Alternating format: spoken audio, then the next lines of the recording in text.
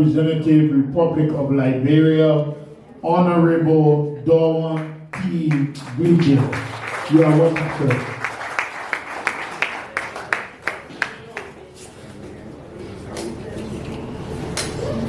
Thank you. Due to time, please permit me to stand on existing protocol. And also say, permit me that in 10 years, for the first time, I'm reading for the written text.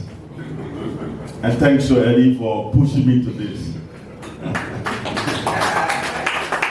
And it's sometimes because whenever we mount the podium a politician, you know, when you hear our old say, man, or they are sometimes intended to cover some of the weaknesses they take down there. But when we come to this type of professional engagement, permit us. So, like I said, it's within 10 years that I'm for the first time reading from the written text.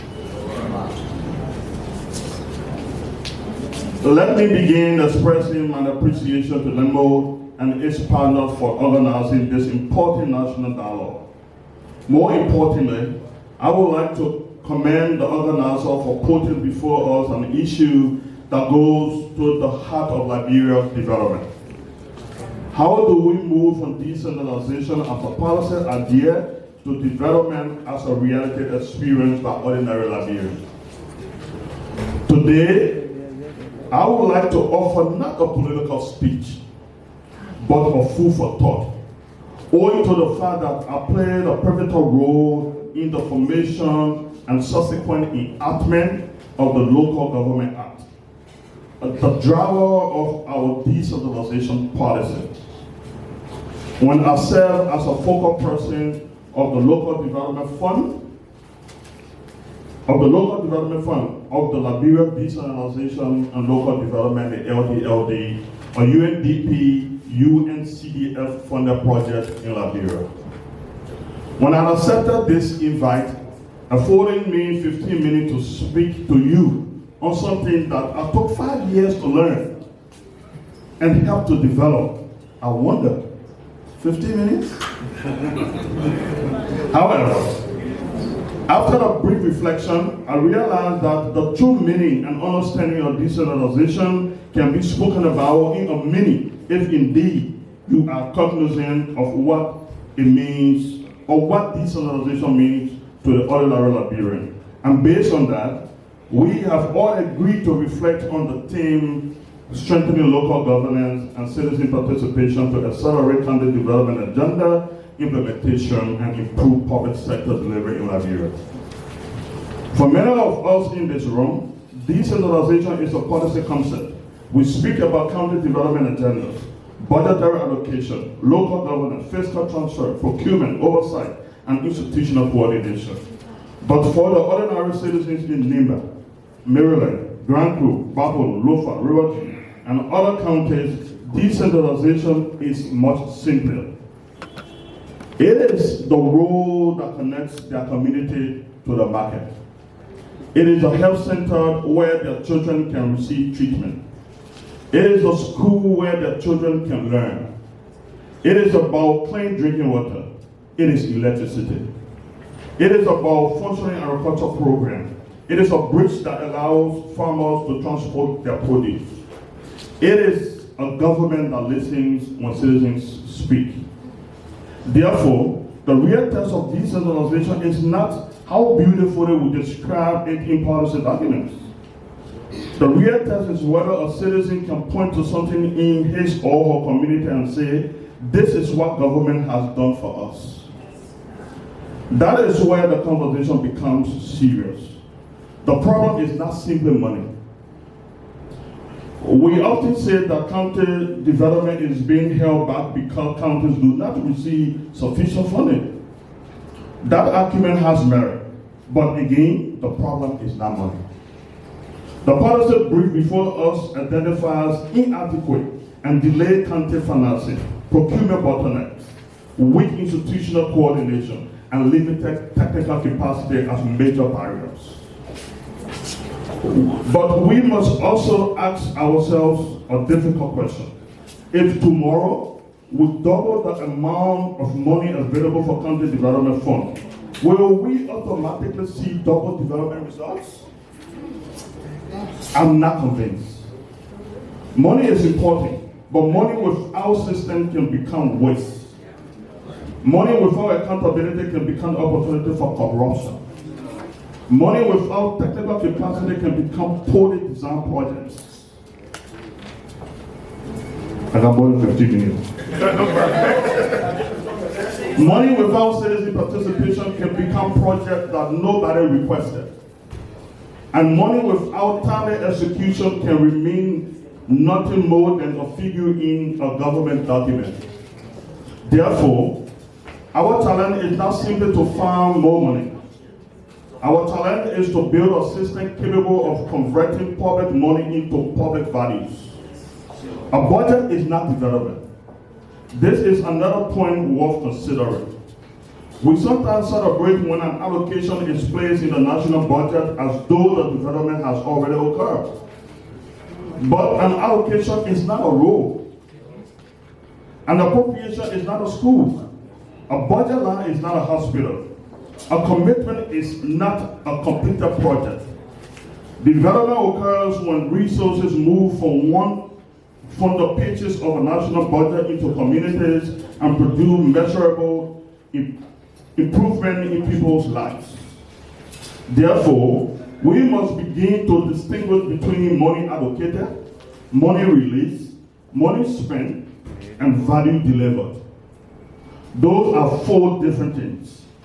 And our oversight institution must pay attention to all four. Citizens must have a voice beyond the consultation meeting.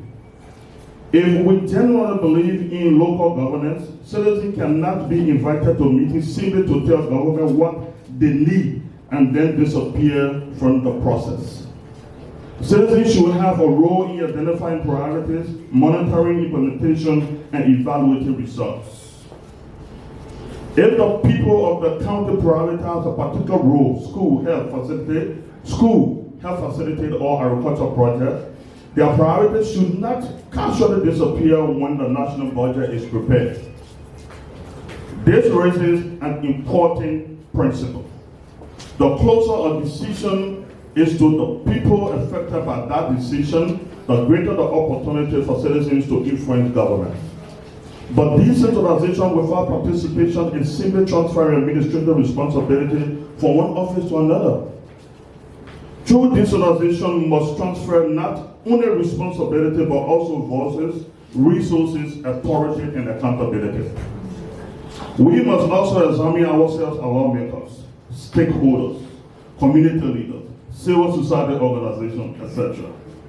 As members of the National Legislature, we have a constitutional responsibility to appropriate resources and exercise oversight.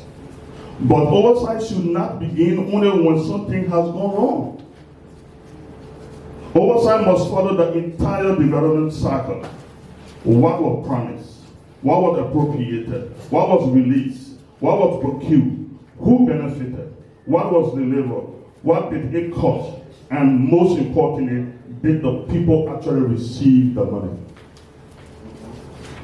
If we ask the question consistently, oversight becomes more than an annual theory. It becomes an instrument for improving governance. County authorities must also accept responsibilities. While we demand more resources for counties, we must also demand greater accountability from those entrusted with money, with county resources. Decentralization cannot mean decentralizing money and centralizing accountability. County authorities must have the capacity to plan, execute, report, and account as required by the Local Government Act. Where technical capacity are limited, government should invest in building those capacities. Where procurement is slow, the process should be examined and improved. Where institutions fail to coordinate, responsibility must be clarified. And where public resources are abused, accountability must follow. We cannot demand development without demanding responsibility because it could lead to the danger of producing beautiful documents without implementation. Liberia has no shortage of plans. We have policies, we have strategies, we have development agendas, we have national development frameworks. The question is no longer whether Liberia can produce another impressive document. The question now is whether we can implement what we have already agreed upon. The country development agenda sitting on the shelf does not develop a country. A beautiful written policy does not improve a healthcare system. A strategic plan does not construct a bridge. Implementation is where development either becomes real or remains rhetoric. Therefore, the next national conversation should be less about how many plans we have and more about many promises we have fulfilled.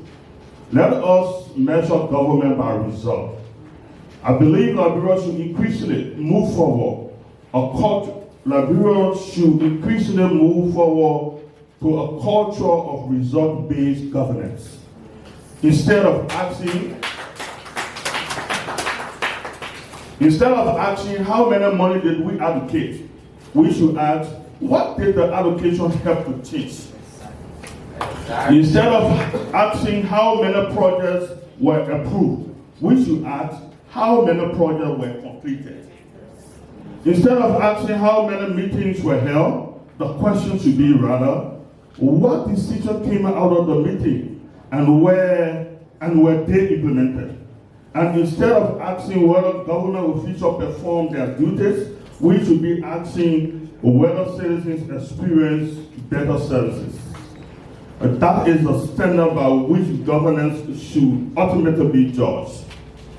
Distinguished platform guests, our organizer, fellow citizens, decentralization is not simply about taking power from Monrovia and sending it into the counties. It is about bringing government closer to the people. It is about giving citizens a meaningful voice in decisions that affect their lives. It is about ensuring the development priorities are identified by people, funded by government, implemented efficiently, monitored transparently, and evaluated honestly. And it is about creating a Liberia where a citizen does not have to travel to Monrovia to feel the presence of government. Let us therefore leave this dialogue with something more than commitment. Let us leave with something more than recommendations. Let us leave with commitments. Let the national government commit to timely and predictable county financing. Let the legislature strengthen oversight of county resources. Let county authorities strengthen planning, implementation, and responsibility. Let civil society organizations continue to ask the difficult questions. Let development partners support systems rather than mere projects. And let citizens understand and participate in not of favor government that grant, not of favor government grants them. It is a fundamental part of accountable governance. Finally, let us remember that a county development agenda is not successful because it is approved. It is successful because it is implemented. And let's also be reminded that a government is not successful because it makes promises. It is successful because citizens can see, thus benefit from the results. And perhaps the most important question we should carry from this dialogue is, when the meetings are over, when the speeches are finished, and the reports are written, what would be different in the lives of the ordinary Liberians? If we can answer this question honestly and act upon answering, then we will genuinely be discussing local governance. May God bless the people who serve. May God bless the people of Liberia. Thank you.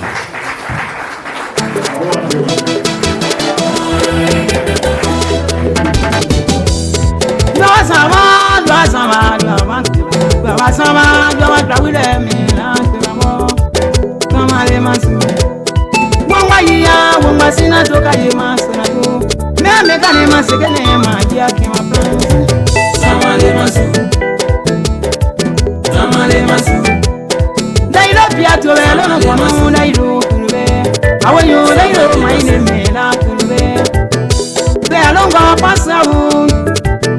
They are longer pass out. One and more. See where my therapy won't. See where my way back a look. How are you? Back a look. Now I go my therapy. I'm not prepared. Samale Masu, what's the Samale Masu, Samale Masu, Samale Masu, Samale Masu.